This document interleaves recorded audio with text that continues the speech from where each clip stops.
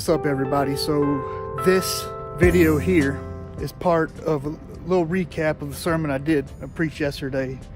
It goes with our sermon series called Unwrapping the Gifts of Christmas. We're looking at each gift given to Jesus by the wise men and why they were giving. What's the significance of the gifts? This week, obviously our first week, we looked at the gift of the gold. Why was it significant? Take a listen to the video, check it out. Let me know your thoughts. Let me know what you think.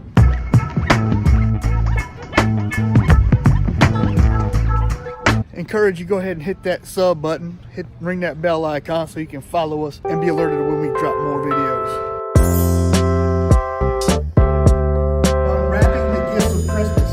And in this sermon series, we're going to be looking at and examining each gift given to Jesus by the wise men, or as some translations might say, magi, when he was just a boy, and why those gifts are significant. What do they mean? Do they have a deeper meaning? Is there something to these gifts? We're ultimately going to be culminating into the greatest gift of all. Who were these wise men? Most scholars suggest that they were astrologers or scholars from either Persia or Arabia. That they had to have studied scriptures concerning the birth of the Messiah, and when they saw the star in the sky, they were able to connect it with the birth of Christ. But before we go too far in, I want to expel and I want us to notice something that we in our American culture get wrong so often. When the wise men showed up to Jesus, Mary and Joseph, they were not in a manger. I'm not saying go remove them from your nativity scene. They're in my nativity scene. I have a home, okay? See, Jesus was not a baby when they came. He would have been about 2 years old. Also in verse 11, scripture tells us that the wise men went into the house. It doesn't say they walked up to the manger. Also, we always assume that there's 3 wise men, right? But there might have been 2 wise men. There might have been 30 wise men. We don't know. We just know the fact there was 3 gifts.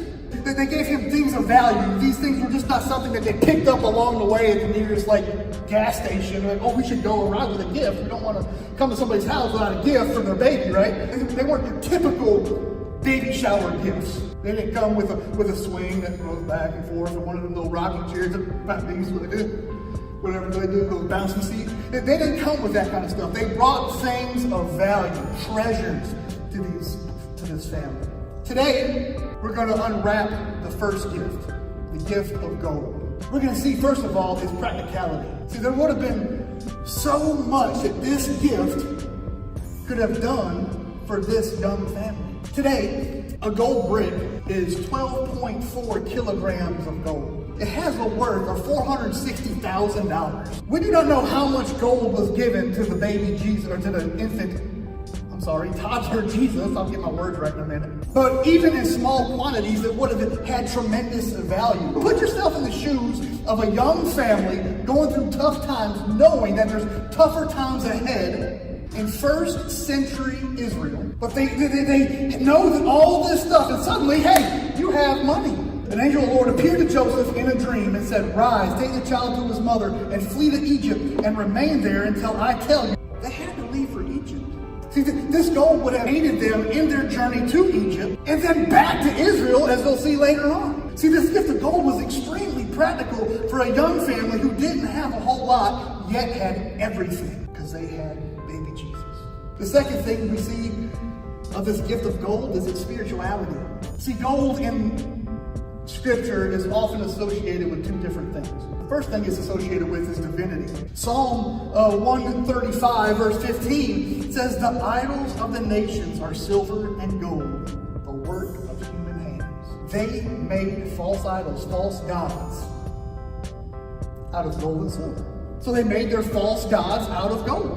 Gold symbolized that Jesus was in fact fully God. See, the furniture of the tabernacle features gold, which points to the deity of Christ. And the Ark of the Covenant was made from acacia wood, symbolizes Jesus' humanity.